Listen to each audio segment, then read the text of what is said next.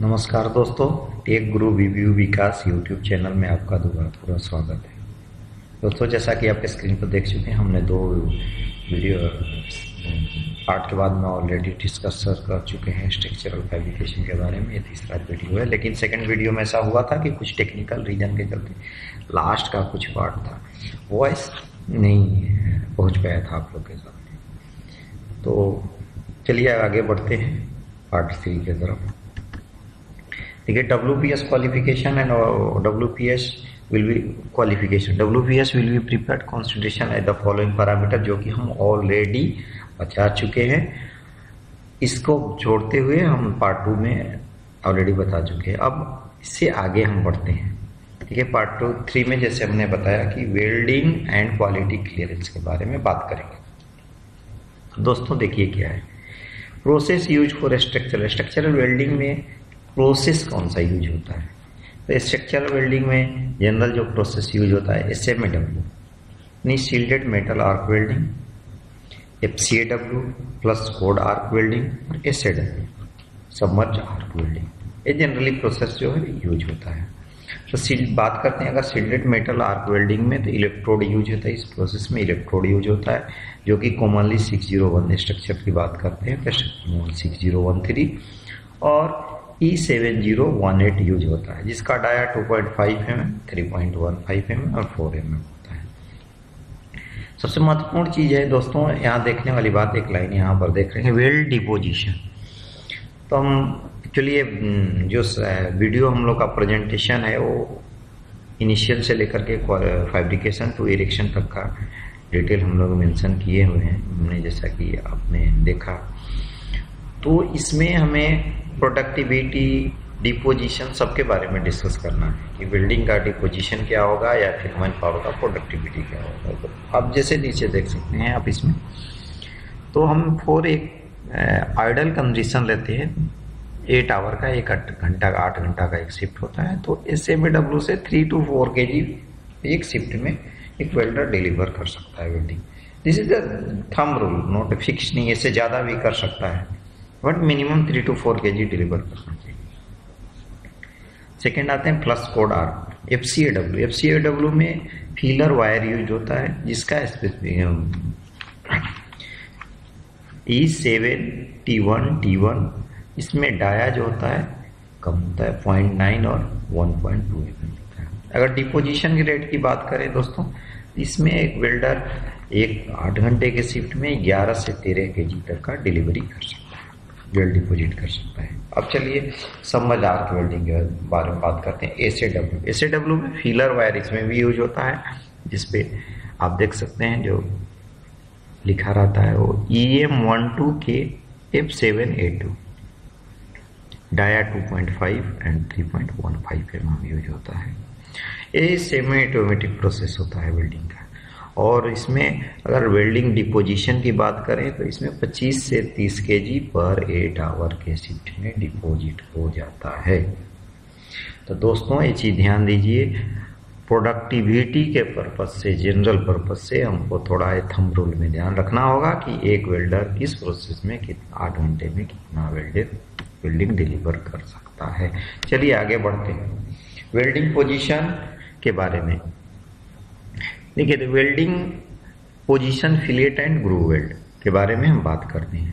तो देखिए इसमें दो चीजें, एक ब्रिटेन का स्टैंडर्ड होता है, दूसरा अमेरिकन स्टैंडर्ड होता है।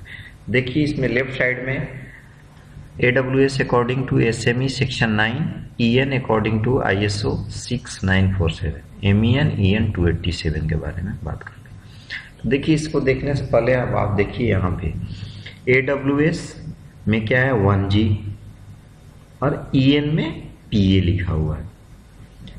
AWS 1F EN PA, AWS 1G EN PA, AWS 2F EN PP, AWS 2G EN PC, AWS 2F EN PB, AWS 2G EN PC, AWS 2F EN PB, AWS 3G EN PG up PG down, PF up PG down, AWS 3F EN PG down PF up, AWS 5G ENPG down APF up, AWS 5F ENPG down PF up, AWS 4G ENPE, AWS 4F ENPD, AWS 6G ENHL045, AWS 4F ENPD।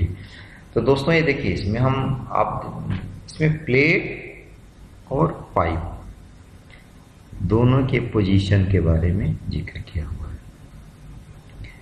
Groove weld और fillet weld, plate groove weld and fillet weld, pipe groove weld and pipe fillet weld. जैसे आप position की बात करते हैं हम, तो plate की पोजीशन की बात करते हैं तो इसमें ग्रूव वेल्ड की बात करते हैं AWS के according 1G 2G 3G 4G, fillet में 1F 2F 3F 4F।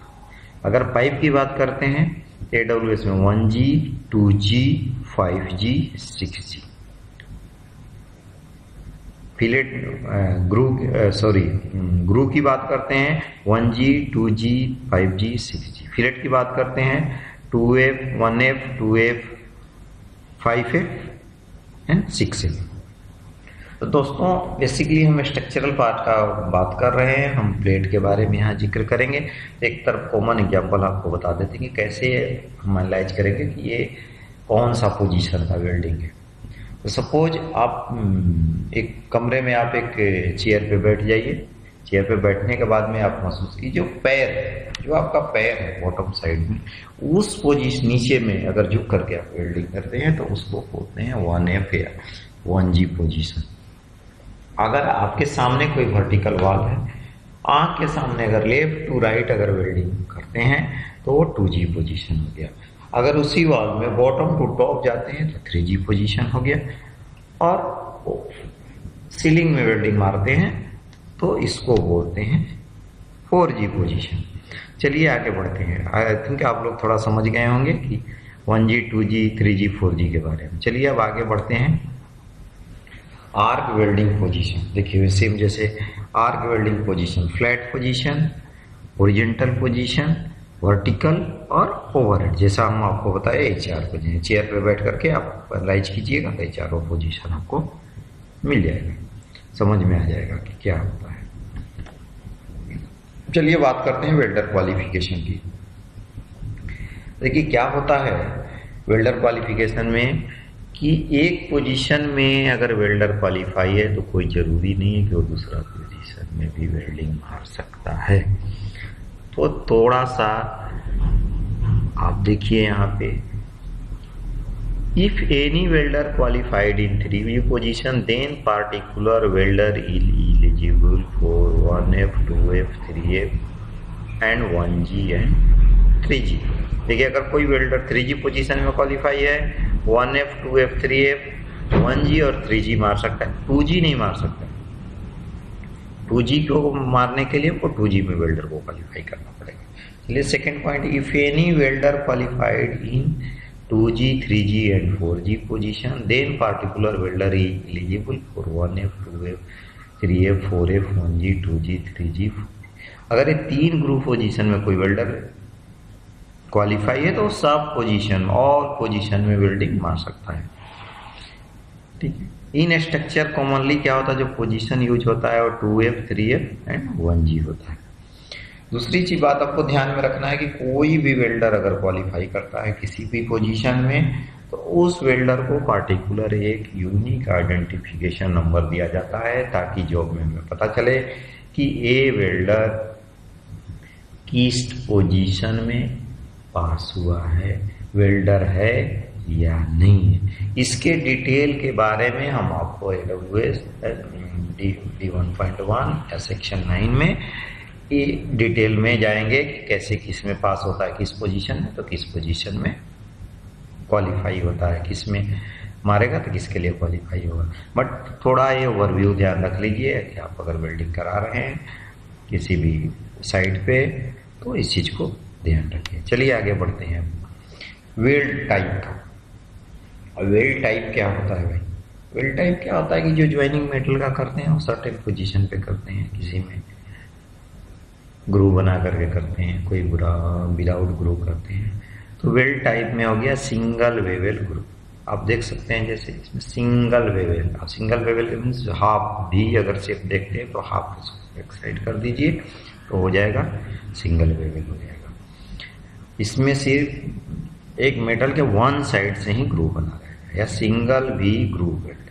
इसमें क्या है, अगर दो मेटल को टच करते हैं दोनों साइड से उसमें वेवेल बना रहता है। अब बात करते हैं फिलेट वेल्ड। अगर कोई भी बेस मेटल पे वर्टिकली मेटल आकर के टच करता है उसके पीछे जो वेल्डिंग होता है उसको फिलेट वेल्ड बोलते हैं। नेक्स्ट जो मेंबर देख रहे हैं उसके ऊपर में उसको प्लग वेल्ड बोलते हैं। अब देखिए स्पॉट वेल्ड, जैसा कि आप देख रहे हैं पर्टिकुलर पोजीशन पे स्पॉट वेल्ड हो रहा है, और एक सीम वेल्ड होता है। अब वेल्ड प्रोफाइल की बात करते हैं तो देखिए कोई भी फ्लैट होता है, कन्वेक्स होता है, कनकेव होता है, पेरिफेरल वेल्ड और साइड वेल्ड। ये आपको फिलेट वेल्डिंग के बारे में क्राइटेरिया आपको ड्राइंग में पार्टिकुलर मेंशन किया रहता है कि किस तरह का वेल्ड वहाँ पे चाहिए। अगर झंडा दिखाया हुआ है तो आप समझ जाइए कि इसे सोफा की वेल्डिंग नहीं करना है, इसको हमें जो वेल्डिंग करना है वो साइड में जाकर के वेल्डिंग होगा। देखिए आगे बढ़ते हैं और देखते हैं बेसिक ज्वाइंट टाइप क्या होता है। बेसिक ज्वाइंट टाइप होता है, अभी बात करते हैं तो ये तो हो गया बट ज्वाइंट। इनिशियल में क्या है, बट ज्वाइंट, दो मेंबर डायरेक्टली इस पे कनेक्टेड है, ये हो गया आपका बट ज्वाइंट। सेकंड में एक के ऊपर दूसरा ओवरलैप है, एक्चुअली इसमें टच होना चाहिए था, वीडियो में थोड़ा सा गड़बड़ हो गया है, इसके ऊपर टच रहना चाहिए, इसको बोलते हैं हम लैप ज्वाइंट। आगे बढ़ते हैं, देखिए एक के ऊपर दूसरा ये मेंबर लगा हुआ है, चढ़ा हुआ है, इसको बोलते हैं टी ज्वाइंट। अगर इस टाइप का वेल्डिंग है, यहाँ वेल्डिंग इस पोजीशन में क्रसर आप देखिए अगर होता है तो इसको बोलते हैं एज ज्वाइंट। और इस टाइप के अगर वेल्डिंग है, इस टाइप का फीटर है, फिटिंग किया हुआ आपका मटेरियल है, इस ज्वाइंट को बोलते हैं कॉर्नर ज्वाइंट। चलिए आगे बढ़ते हैं बट ज्वाइंट।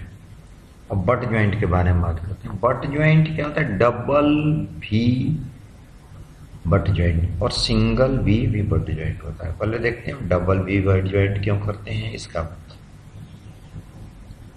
फायदा क्या होता है हमें इसके तो अब देखिए डबल भी ग्रूव वेल्ड। डबल भी ग्रूव वेल्ड में क्या कहते हैं कि ग्रूव जो मटेरियल, दो मेटल जो प्लेट जो आपस में टच करते हैं मटेरियल, उसके बीच में दोनों साइड टॉप और बॉटम साइड में भी बनाते हैं, जिससे ग्रूव एंगल 65 to 70 डिग्री होता है। इसका फायदा क्या है कि हमें लेस वेल्ड मेटल डिपॉजिट करना पड़ता है वेल्डिंग के दौरान। और दूसरी चीजें ध्यान में रखना है आपको कि इसमें डिस्टोर्शन का चांस कम होता है, क्योंकि एक side one side heat input हुआ, फिर उसको दूसरा साइड वेल्डिंग मारेंगे, दूसरी साइड भी हीट इनपुट होगा, तो डिस्टोर्शन का जो चांस है वो कम रहता है। लेकिन इसका है कि डिमेरिट क्या है कि हायर एज प्रिपरेशन कॉस्ट। अब दोनों साइड में भी बनाना है तो आपको तो डेफिनेटली कि कॉस्टिंग तो बढ़ेगा ही। और कहाँ हम अप्लीकेबल करते हैं, better to thickness greater than 20 mm, 20 mm से अगर थिकनेस ज़्यादा है वहाँ पे हम डबल वेवेल बनाते हैं। अब सेकेंड बात करते हैं single bevel, single V groove. अब सिंगल वी ग्रूव क्या था, मोर वेल्ड मेटल। अगर इसको करते हैं तो इसको डिपॉजिट करने में हमें ज़्यादा वेल्ड मेटल की ज़रूरत पड़ती है डिपॉजिट करने में। दूसरा, वन साइड हीट इनपुट है तो क्या होगा, इसमें डिस्टोर्शन का चांस ज़्यादा रहेगा।